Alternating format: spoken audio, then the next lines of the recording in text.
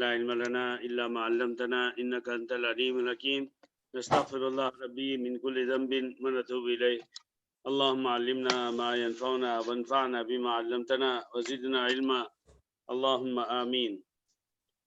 میرے بھائیوں، آج ایک بڑی عجیب و غریب حدیث بخاری شریف کی ہم سننے جا رہے ہیں۔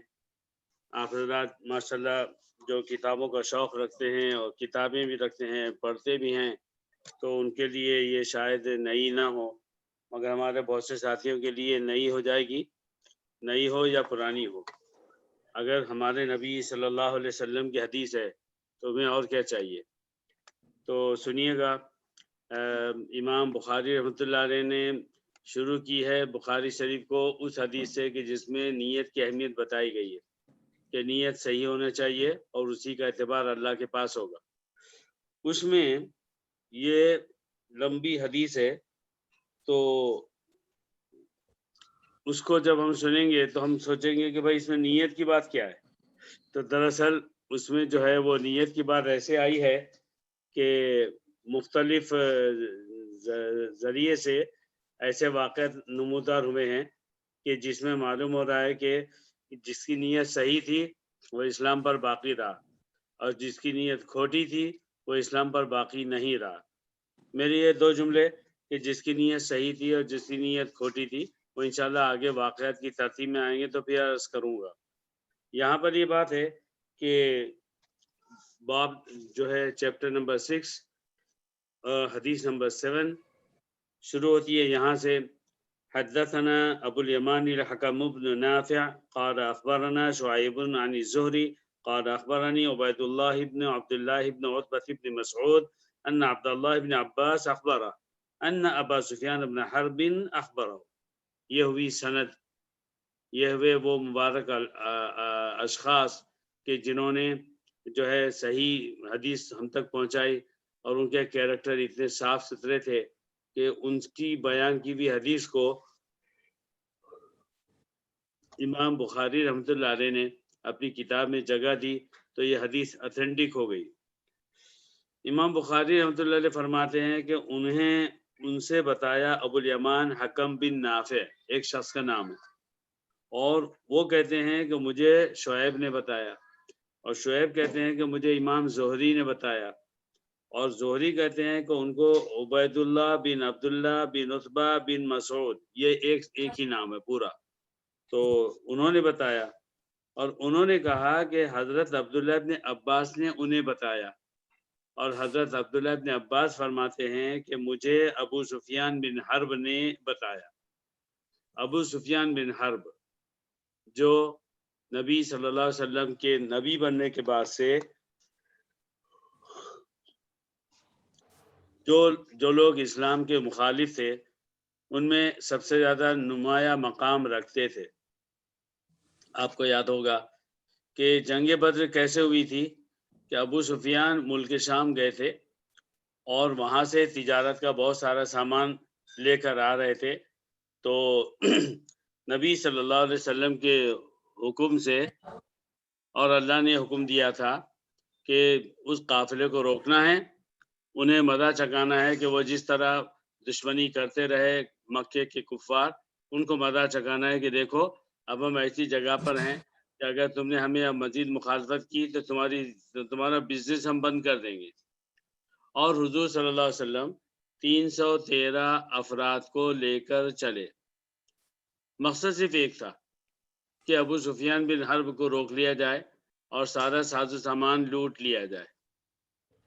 جنگ کا ارادہ نہیں تھا، مگر حضرت ابو سفیان رضی اللہ عنہ وہ بڑے تجربہ کار آدمی تھے اور راستوں کے فرق کو جانتے تھے، تو ایک طرف تو انہوں نے مکے میں اطلاع بھجوا دی کہ مجھے ڈر ہے کہ ایسا نہ ہو جائے، اور دوسری طرف وہ قافلے کو بچا لے گئے، اور قریش کو جب معلوم ہوا وہ پوری تیاری کے ساتھ آئے، اور جنگ بدر میں بدر کے مقام پر قریش کے 1000 اور مسلمانوں کے 313 کا آپس میں مقابلہ ہوا، اور اس کے بعد میں پھر مسلمانوں کو اللہ تعالیٰ نے زبردست فتح عطا فرمائی۔ یہ ہیں حضرت ابو سفیان، اور انہی کے لڑکے تھے یزید، بعد میں حضرت ابو سفیان کو حضرت عمر رضی اللہ عنہ نے ملک شام کا گورنر بنا کر بھیجا تھا، جو اپنی عمر کے آخر حصے تک وہیں رہے، اور پھر یزید بادشاہ بنا، اور پھر وہ باقی کے واقعات پیش آئے۔ یہ تو میں صرف ایک کنیکشن بتانے کے لیے کر رہا ہوں، اصل بات ہمیں یہاں سے شروع کرنی ہے کہ حضرت ابو سفیان نے خود بتایا حضرت عبداللہ ابن عباس کو، کیا بتایا؟ یہ بتایا ان ہرقل ارسل الیہ فی رکب من قریش، حضرت ابو سفیان قریش کے کچھ لوگوں کو لے کر کسی کام سے ملک شام سے قریب تھے۔ ہرقل کے پاس سن 6 ہجری میں، جبکہ صلح حدیبیہ ہو چکی تھی، نبی صلی اللہ علیہ وسلم نے مختلف بادشاہوں کو اسلام لانے کے لیے خطوط بھیجے۔ اس میں ایک خط حضرت دحیہ بن کلبی، جن کو نبی صلی اللہ علیہ وسلم فرماتے تھے کہ بعض اوقات حضرت جبریل علیہ السلام دحیہ بن کلبی کی شکل میں میرے پاس آئے ہیں، تو اور یہ بڑے خوبصورت، بڑے وفادار صحابی تھے، اور پرانے صحابہ میں سے شمار ہے جو بہت جلدی ایمان لے آئے۔ تو دحیہ بن کلبی کا خط اس کو ملنے والا تھا، تو اس کو اس سے پہلے بھی معلوم ہو چکا تھا کہ عربوں میں ایک شخص پیدا ہوا ہے، اس نے نبوت کا دعویٰ کیا ہے، اور اس کے مختلف حالات ایمان کے، اسلام کے، انتہائی اعلیٰ ترین اخلاق کے اس کے سامنے آ رہے تھے۔ تو جو ہرقل تھا، بادشاہ کا وہ لقب بھی تھا اور بادشاہ بھی تھا، وہ اس میں پریشان تھا کہ معلوم تو ہو جائے کہ بھئی یہ آدمی اس کی قوم، یہ سب لوگ کیسے ہیں، کیونکہ ہرقل وہ شخص تھا جو اس کو انجیل کو بہت پڑھتا تھا، اور اس کو مختلف حالات معلوم تھے، اور اس کو یہ بھی پتا تھا کہ اب آخری نبی کے ظاہر ہونے کا وقت آ چکا ہے۔ تو وہ یہ جاننا چاہ رہا تھا کہ کاش جس جگہ پہ یہ نبی پیدا ہوئے ہیں وہاں کے کچھ لوگ مجھے مل جائیں، اور میں ان سے وہ ٹیکنیکل سوالات کروں کہ جس سے حقیقت واضح ہو جائے کہ ہاں یہ صاحب جو آئے ہیں نبی بن کر، یہ واقعی یہی وہی آخری نبی ہیں۔ میرے بھائیوں، میں نے ابھی آپ سے کہا ٹیکنیکل سوالات، ایسے ٹیکنیکل سوالات ہیں یہ کہ آپ اس کو سنیے اور ہرقل کے جوابات سنیے تو ایمان تازہ ہو جائے۔ تو دیکھتے ہیں کہ کیا ہوا۔ وَكَانُوا تُجَّارًا بِالشَّامِ فِي الْمُدَّةِ الَّتِي كَانَ رسول اللہ صلی اللہ علیہ وسلم مَادَّ فِيهَا، حضرت ابو سفیان کہہ رہے ہیں کہ ہم لوگ تجارت کرنے شام، ملک شام گئے ہوئے تھے، اور یہ وہ پیریڈ تھا جس میں نبی صلی اللہ علیہ وسلم نے قریش کے ساتھ میں صلح کی ہوئی تھی 10 سال کے لیے، جس کو ہم کہتے ہیں صلح حدیبیہ۔ اور بعض علماء نے اس پر اعتراض کیا اور یہ کہا ہے کہ حضرت ابو سفیان کو وقت برابر یاد نہیں رہا، اصل میں تو یہ بات ہوئی تھی جنگ تبوک کے وقت، یعنی صلح حدیبیہ کے 2 سال کے بعد مکہ فتح ہوا، اور مکہ فتح ہونے کے بعد سن 9 ہجری میں جنگ تبوک پیش آئی عیسائیوں کے ساتھ، تو یہ کہہ رہے ہیں اس وقت کی بات ہے۔ بہرحال وہ چاہے سن 6 ہجری کی ہو یا 9 ہجری کی ہو، لیکن حضرت ابو سفیان جو خود ہرقل سے بات کر چکے، انہی کی زبانی ہم کو یہ واقعہ سننے کو مل رہا ہے، تو سنتے ہیں۔ کہتے ہیں کہ ابا سفیان و کفار قریش، جس میں حضرت ابو سفیان اور قریش کے کفار نے نبی صلی اللہ علیہ وسلم کے ساتھ جو ہے صلح کی تھی، فَأَتَوْهُ وَهُمْ بِإِيلِيَا، تو یہ جو حضرت ابو سفیان اور ان کے ساتھ قریش کے کچھ لوگ تھے، یہ سب ہرقل کے پاس پہنچے، اور ہرقل اس وقت ایلیا نام کے ایک مقام پر موجود تھا۔ ایلیا جو ہے اس کے میننگ بتائے گئے ہیں کہ اس کا مطلب ہوتا ہے کہ مقدس گھر، مقدس گھر، یعنی کعبۃ اللہ، جیسے ہم اس کو کعبۃ اللہ کہتے ہیں، اگر اس کو عبرانی زبان میں بولا جائے تو وہ کہلائے گا ایلیا۔ وہاں کوئی گرجا تھا جو بہت مقدس سمجھا جاتا تھا، تو اس لیے اس کا نام ایلیا پڑ گیا تھا۔ ہرقل وہاں پر موجود تھا۔ فدعاہم فی مجلسی، اس نے اپنے دربار میں حضرت ابو سفیان کو اور ان کے ساتھ جتنے ساتھی تھے ان سب کو بلایا. وحولہ عظماء الروم، اس کے دربار میں روم کے عظماء کے میننگ ہوتے ہیں بادشاہ یا گورنرز، یا ان کے پاس عیسائیوں کے پاس یہ بھی عجیب بات ہے جو آج تک چل رہی ہے کہ جو لوگ مذہبی عہدہ رکھتے ہیں، مسلمانوں کی بدقسمتی، مذہبی عہدہ رکھنے والے علماء کسی ملک کے، وہ مولانا، حضرت مولانا، الشیخ، سماحت الشیخ اور مختلف الفاظ سے یاد کیے جاتے ہیں. مگر عیسائیوں میں جو شخص عیسائیوں کا بڑا سردار ہوتا ہے چھوٹے سے چھوٹے گاؤں میں اور بڑے سے بڑے شہر میں، تو وہ عظیم الروم کہلاتا ہے، یعنی گورنر اپوائنٹڈ فرام دا روم. اور اس کی جو شان ہوتی ہے وہ گورنر کی شان ہوتی ہے، گورنر کا درجہ اس کو دیا جاتا ہے.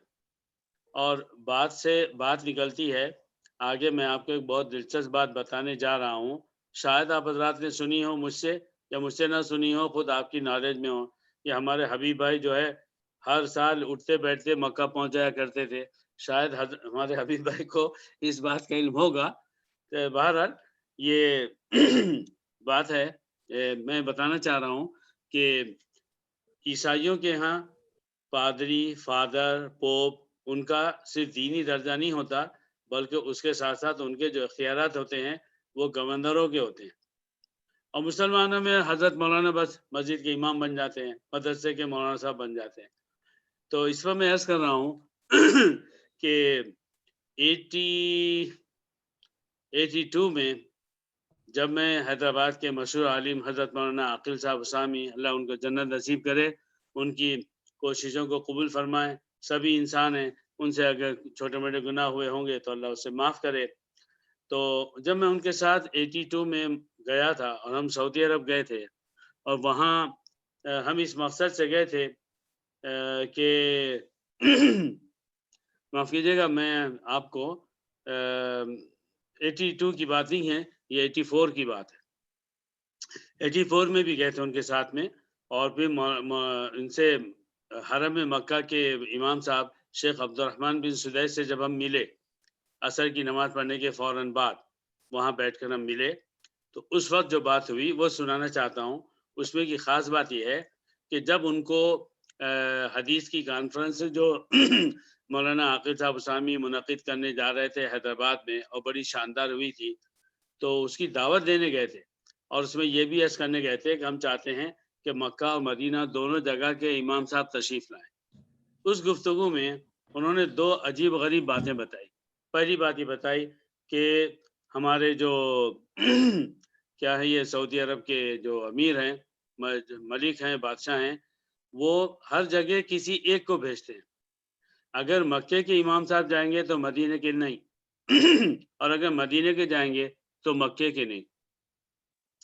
ندوۃ العلماء کا جو اجلاس ہوا تھا، ایجوکیشنل ایگزیبیشن منائی گئی تھی 1985 میں، تو اس میں وہ دونوں حضرات تشریف لائے تھے، کیونکہ مولانا ابوالحسن علی ندوی رحمۃ اللہ علیہ کا اپنا مقام تھا، اللہ نے انہیں وہ بزرگی دی تھی، تو بادشاہ نے وہ بات مان لی تھی. اور اس سے پہلے اس میں پھر یہ ہمارے مولانا عاقل صاحب اسامی کی دعوت پر بھی دونوں وہاں پر علماء جو ہے امام تشریف لائے تھے. تو ایک تو بات انہوں نے بتائی کہ عام طور پر بادشاہ صاحب جو ہے دونوں میں سے کسی ایک کو بھیجتے ہیں، اور اگر آپ چاہتے ہیں کہ ہم دونوں آئیں تو آپ کو ہمارا ایک بورڈ ہے ایڈمنسٹریشن کا، اس کے جو ڈائریکٹر ہیں سو ہیں، آپ ان سے جا کر بات کیجئے، اگر وہ راضی ہوتے ہیں تب ہم آ سکتے ہیں. ہم گئے تھے، وہ بھی ایک الگ کہانی ہے. مگر اسی کے ساتھ ساتھ انہوں نے یہ بھی بتایا حضرت عبد الرحمن بن سدیس نے کہ اگر ہم کہیں پر جاتے ہیں تو ملک سے باہر جانے میں ہمارا شمار سفیر کی طرح ہوتا ہے. تو ایک سعودی عرب کے سفیر جو مختلف ملکوں میں ہیں، اسی طرح ہم کو سفیر کا درجہ دیا جاتا ہے، اور اسی طرح کا انتظام ہمارے لیے کیا جاتا ہے، سیفٹی کا، جانے کا، آنے کا، ٹھہرنے کا، اور ہمارے ساتھ میں ملاقاتوں کا. جو ہماری کیٹیگری بنتی ہے وہ سفیر کی، تو جب میں نے یہ بات ان کے منہ سے سنی مجھے بڑا اچھا لگا، بہت خوشی ہوئی، ورنہ میں روتا تھا کہ عیسائیوں کے ویٹیکن اور یہاں وہاں کے جو چھوٹے بڑے ہیں پادری، ان کے لیے تو دین کے ساتھ دنیا کا بھی عہدہ ہے، اور ہمارے علماء جو ہے بس اس کو کیا جانے، یہ بیچارے 2 رکعت کے امام بنے ہوئے ہیں۔ تو یہ بات تھی۔ تو جب ہرقل نے ایلیا نامی جگہ پر حضرت ابو سفیان اور ان کے ساتھیوں سے ملاقات کی تو وہاں عظماء الروم تھے۔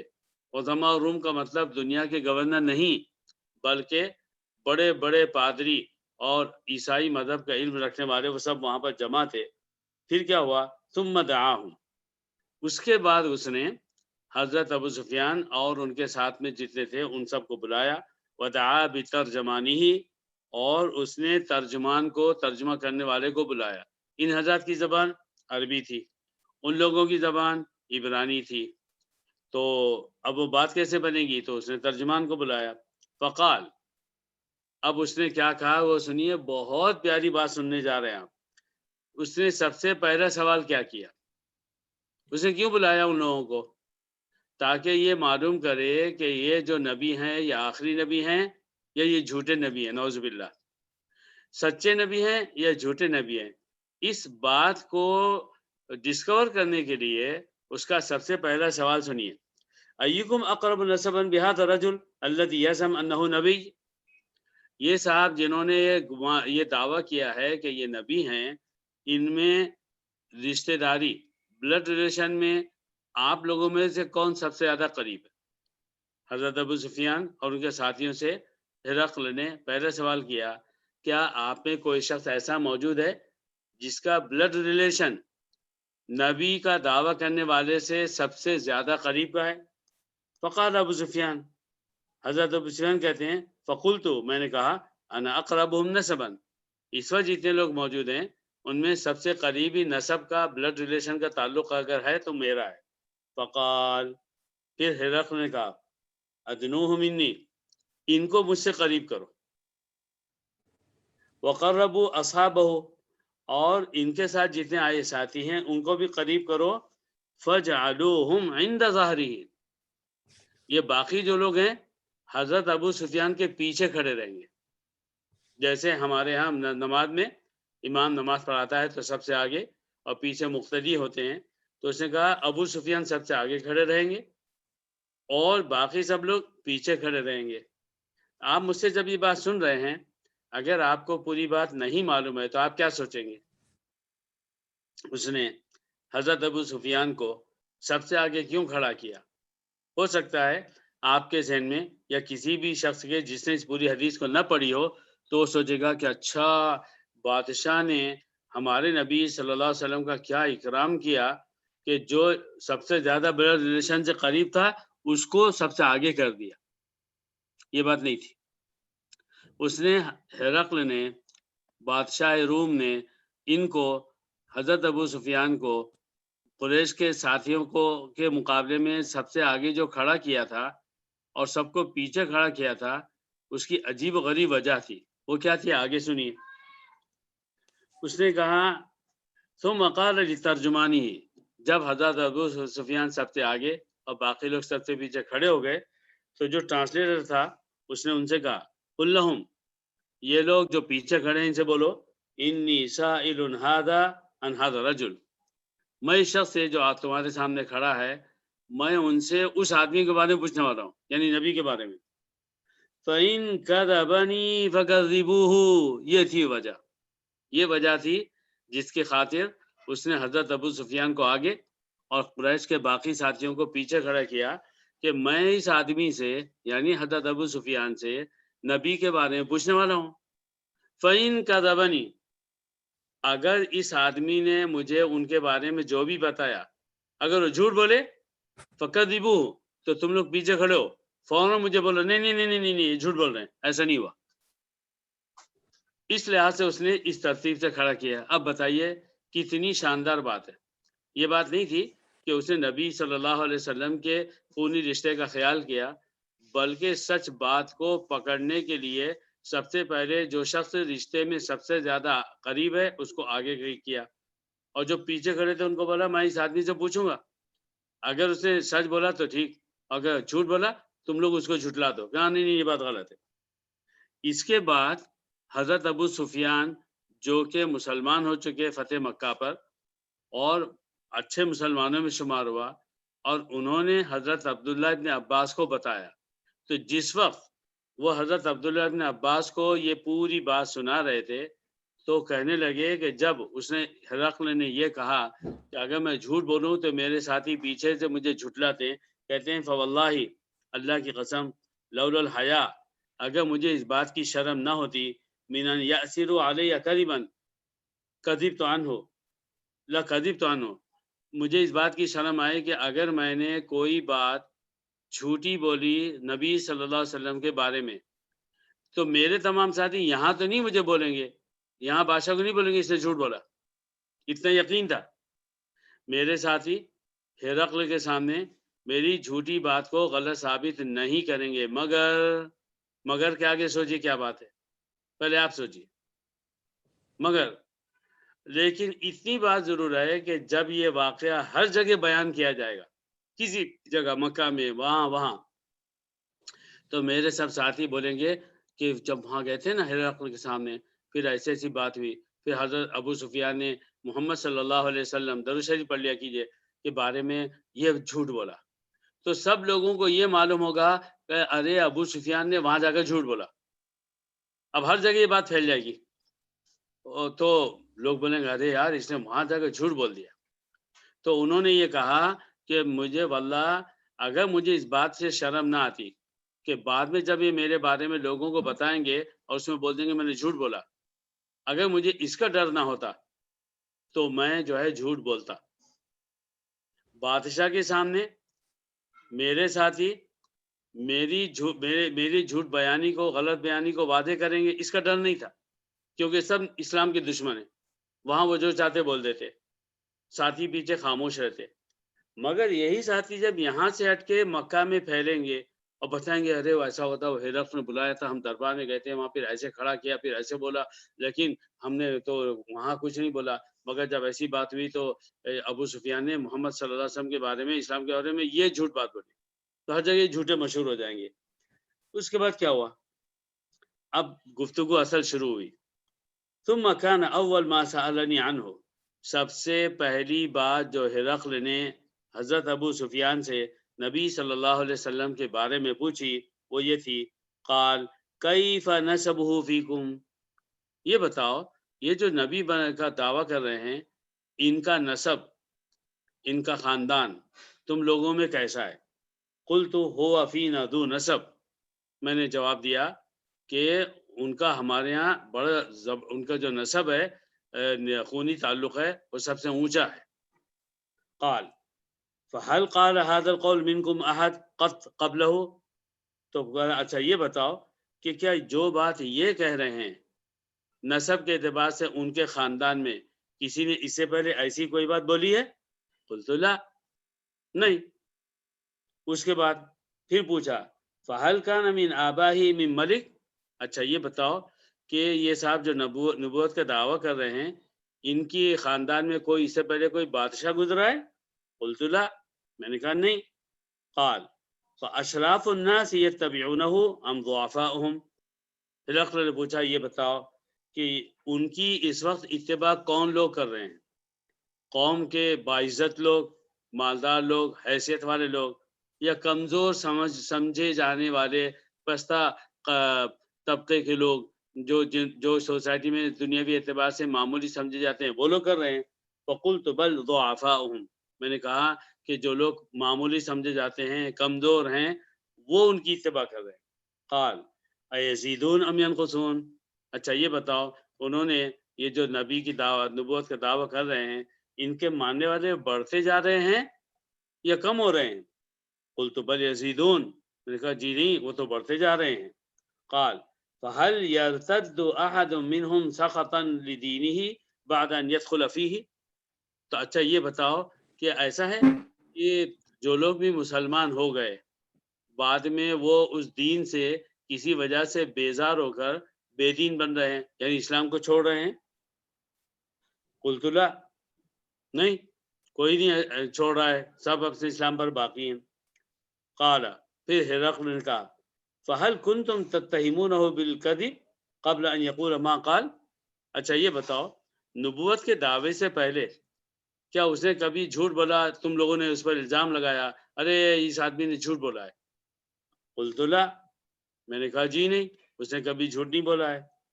قال، پھر ہرقل نے کہا فہل یغدر، کیا وہ غداری کرتا ہے؟ قلت لا، اس نے غداری بھی نہیں کی۔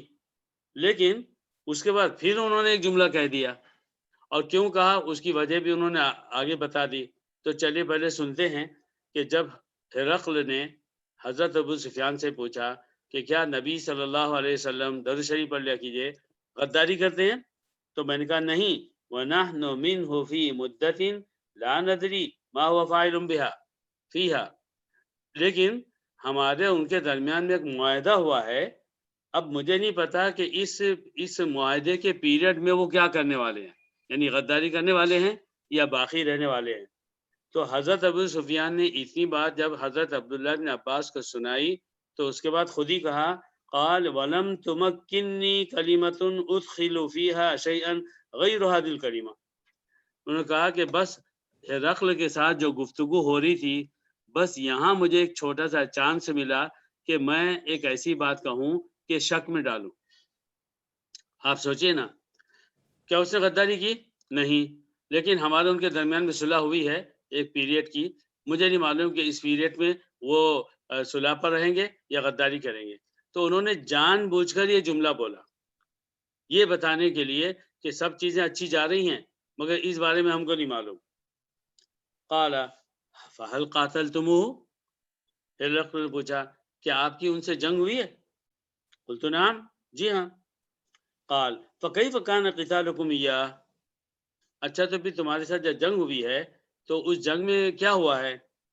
قلت الحرب بیننا وبینہ سجال، میں نے کہا ہرقل سے کہ جنگ ہمارے ان کے درمیان سجال بنی ہوئی ہے۔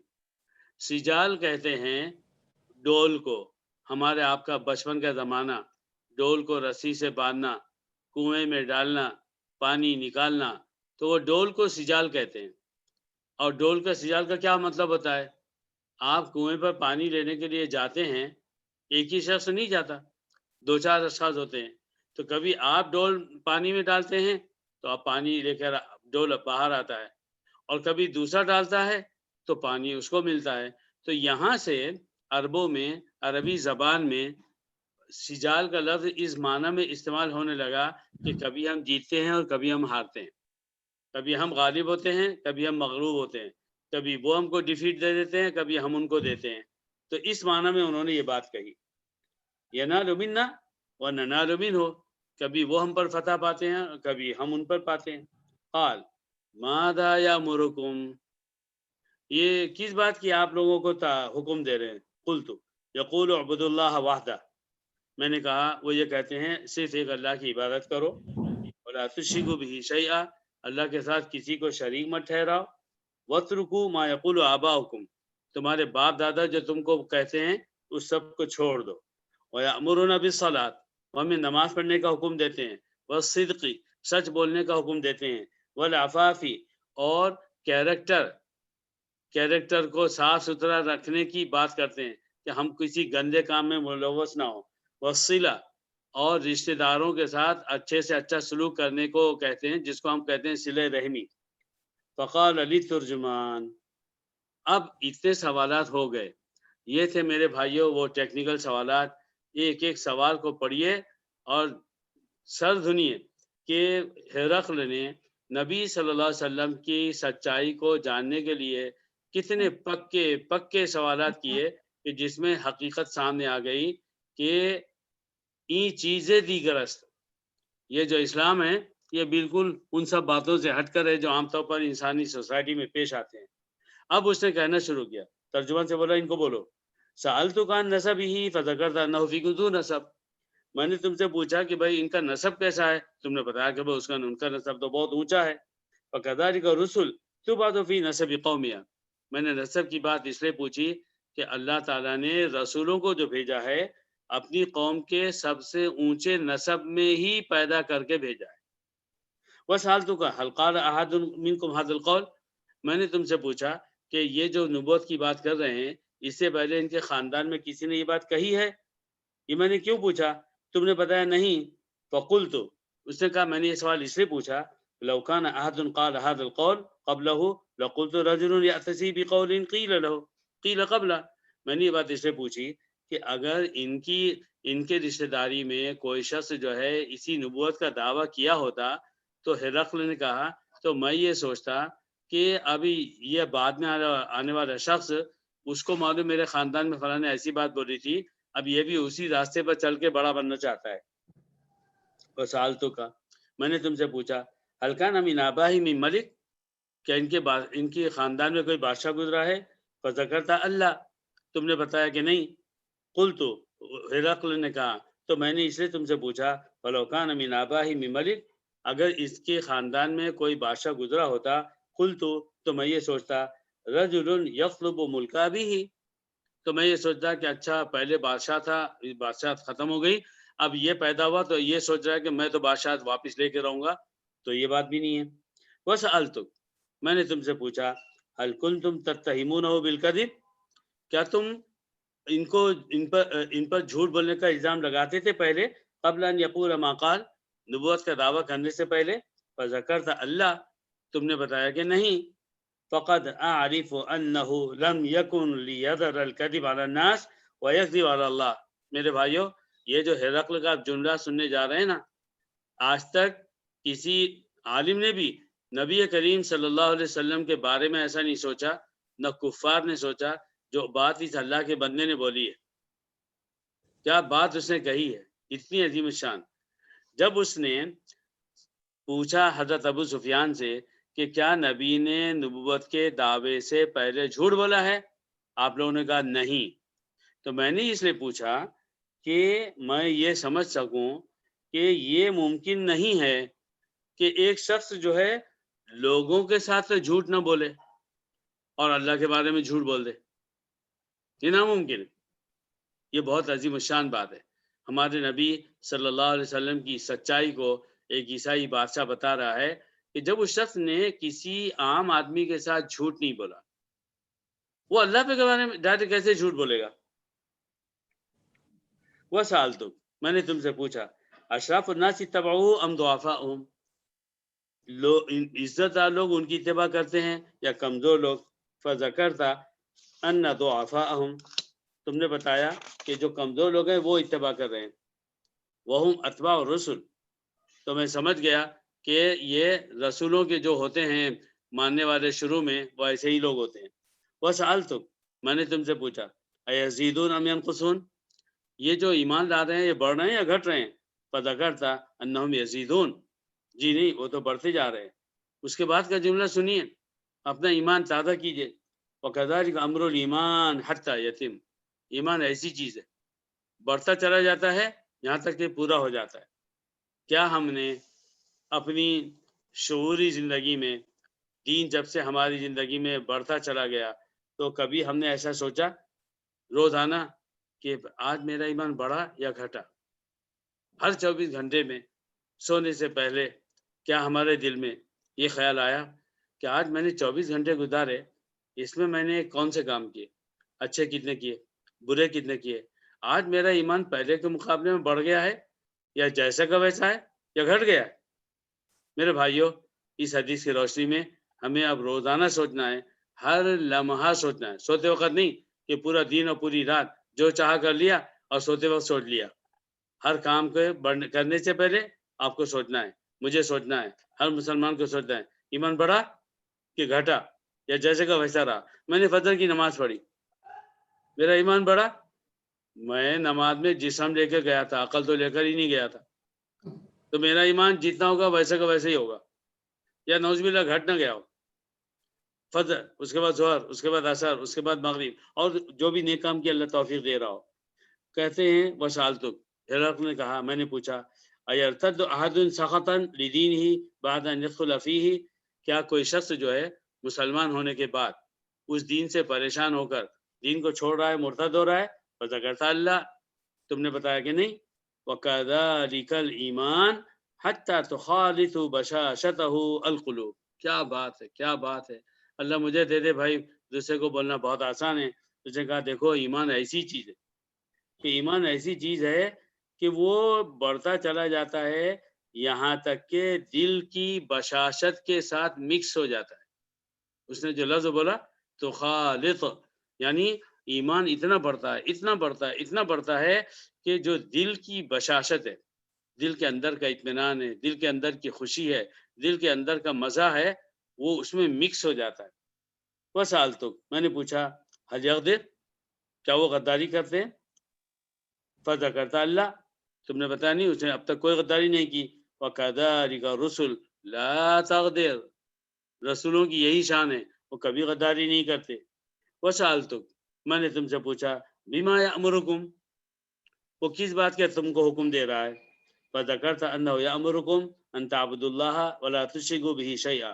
تو تم نے یہ بتایا وہ تم کو حکم دے رہا ہے کہ اللہ کی عبادت کرو، اس کے ساتھ کسی کو شریک مت کرو.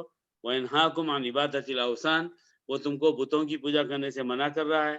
وَيَأْمُرُكُمْ بِالصَّلَاةِ، نماز کا حکم دے رہا ہے. وَالصِّدْقِ وَالْعَفَافِ، اور تم کو سچائی اور پاک دامن رہنے کا حکم دے رہا ہے.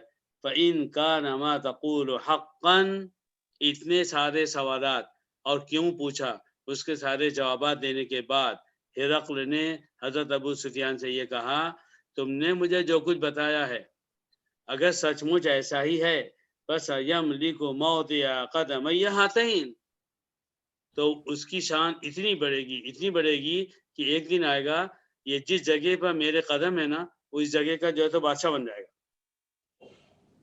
وقت کنت عالم، اس کے بعد ہرقل نے کہا مجھے یہ تو معلوم تھا انہو خارج، کہ یہ نبی پیدا ہونے والا ہے. لم اکن اظن انہو منکم، لیکن میں نہیں سوچ رہا تھا کہ یہ آخری نبی اللہ تعالیٰ تم میں پیدا کرے گا. اس کے بعد اس نے کیا کہا؟ فلو انی عالم، اگر مجھے یہ معلوم ہو جائے انی اخلص الیہ، کہ میں ان کے پاس جا سکتا ہوں، لتجشمت لقاءہ، میں ساری تکلیفیں اٹھاتا مگر ان سے جا کر ضرور ملتا. ولو کنت عندہ، ہرقل نے کہا عیسائیوں کا بادشاہ ہے اور عیسائی ہے، اور افسوس کی بات یہ ہے کہ آخری عمر تک وہ عیسائی ہی رہا. اس کی وجہ دوسری ہے، انشاءاللہ اگلی میٹنگ میں عرض کریں گے. تو اس نے یہ کیا، اس نے کہا کہ اگر میں ان کے پاس ہوتا لغسلت عن قدمہ، تو میں ان کے پیر دھوتا. ہم لوگ مسلمان ہیں، کلمہ پڑھتے ہیں، درود شریف پڑھتے ہیں، 100 دفعے پڑھتے ہیں. کبھی ہمارے آپ کے ذہن میں کچھ ایسا خیال آیا میرے بھائیوں، میں ایسے بولتا ہوں، مجھے معلوم ہے کہ آپ مجھ سے اچھے ہیں، مجھے واقعی معلوم ہے آپ کا ایمان اللہ سے مجھ سے زیادہ گہرا ہے، لیکن میں اس لیے کہتا ہوں کہ اللہ تعالیٰ مجھے توفیق دے ایسے سوچنے کی. تو اپنے آپ کو سوچوانے کے لیے آپ سے کہہ رہا ہوں کہ کیا ہم نے کبھی اپنی زندگی میں ایک لمحہ کے لیے ایسا سوچا کہ اللہ اگر تو مجھے محمد صلی اللہ علیہ وسلم کے زمانے میں پیدا کرتا تو میں کیا کرتا، کیسا ادب کرتا، کیسا تعلق رکھتا، اور کیسے آپ کی عادتوں پر عمل کرتا، سنتوں کو کیسے زندہ کرتا، اور قرآن کی کیسے خدمت کرتا. یا ایسا ہے کہ خدا نہ خواستہ میں نبی کے زمانے میں پیدا ہوتا، کافروں کے گھر میں پیدا ہوتا، کافروں کی طرح رہتا، اور اسی میں میری موت ہوتی. تو اللہ نے کم سے کم مجھے نبی صلی اللہ علیہ وسلم کی امت میں پیدا کیا ہے، اور میں ایمان والا ہوں، اور میں کلمہ پڑھتا ہوں، میں قرآن پڑھتا ہوں، میں نماز پڑھتا ہوں، اور میں روزے رکھتا ہوں، اسلام کی باتوں پر عمل کرتا ہوں. انسان ہوں تو یہاں وہاں ٹھوکر بھی کھا جاتا ہوں. تو یہ اللہ کا شکر ہے. اللہ کو معلوم ہے کہ ہمارا ایمان کیسا اور ہمارے حالات کیسے. تو ہمارے لیے یہی بہتر تھا کہ اللہ نے ہمیں جس زمانے میں پیدا کیا ہم اسی زمانے کے لائق ہیں. یہ صحیح بات ہے. اور یہ کہ بس اب اسی بات یہی ہے کہ واعتصموا بحبل اللہ جمیعا، بس اللہ کی رسی کو مضبوطی سے تھام لو.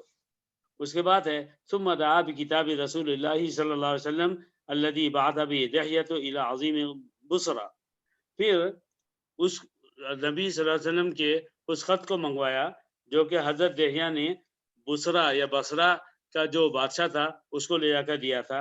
فدفعہ الی ہرقل فقرأہ، اور پھر وہ لیٹر ہرقل کو دیا گیا، اس نے پڑھا تو اس کے اندر کیا لکھا ہوا تھا. ہم آج کی مجلس اس پر ختم کرتے ہیں، اور اگلے سنڈے کو اللہ زندگی دے، صحت دے، اور آپ سب کا ساتھ نصیب ہو، اور اللہ آپ سب کو بھی زندگی اور صحت و عافیت دے، امن و امان دے، سیفٹی دے. تو پھر ہم انشاءاللہ وہ خط پڑھیں گے جو نبی صلی اللہ علیہ وسلم نے ہرقل کو بھیجا تھا. یہ بھیجا تھا بصرہ کے بادشاہ کو، اور وہاں سے وہ لیٹر ہرقل نے منگوایا تھا. اور اس خط کے پڑھنے سے پہلے اس نے سوچا کہ میں نبی صلی اللہ علیہ وسلم کے بارے میں ساری باتیں حقیقت معلوم کر لوں. میرے بھائیوں، یہ تو ہوا واقعہ. اس واقعے کے سننے کے بعد اصل بات گھوم پھر کر یہیں پر آتی ہے. ایک چھوٹا سا سوال، کیا ہم سچے مسلمان ہیں؟ بس اس چھوٹے سے سوال میں میری بھی اور آپ کی بھی کہانی چھپی ہوئی ہے. ہم میں سے ہر شخص جتنا سچا ہے، اللہ کو محبوب ہے، پسند ہے، اور اتنے ہی پرسنٹیج میں وہ اسلام پر ہے. اور جہاں جہاں ہم اسلام کی بات کو غلطی سے بھول کر یا جان بوجھ کر چھوڑ رہے ہیں، ہم اللہ تعالیٰ سے دور ہیں، اللہ تعالیٰ ہم سے ناراض ہے. فرشتے لکھ رہے ہیں ایک وقت آئے گا، اقرا کتابک، پڑھو اپنی کتاب، کفا بنفسک الیوم علیک حسیبا. آج اپنے بارے میں جانچ کرنے کا تم خود ہی کافی ہو کہ خود ہی دیکھ لو تم کون تھے اور تم نے کیا کیا. اللہ تعالیٰ ہمیں عمل کی توفیق عطا فرمائے اور ایمان پر خاتمہ عطا فرمائے. آمین. آمین.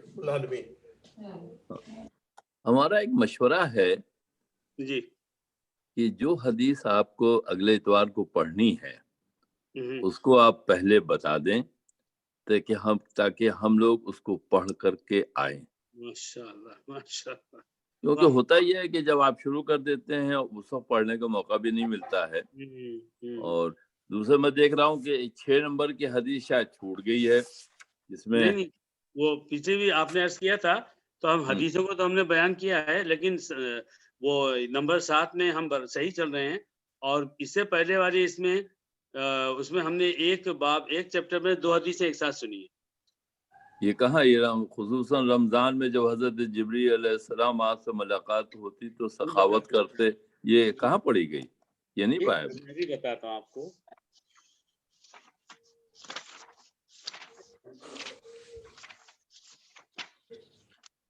یہ اس میں لکھا ہوا ہے حضرت جبریل علیہ السلام. میں ریکارڈنگ بند کر دیتا ہوں. ہاں ریکارڈنگ بند کر بالکل بند کر دیں. دعا کے بعد بند کرو.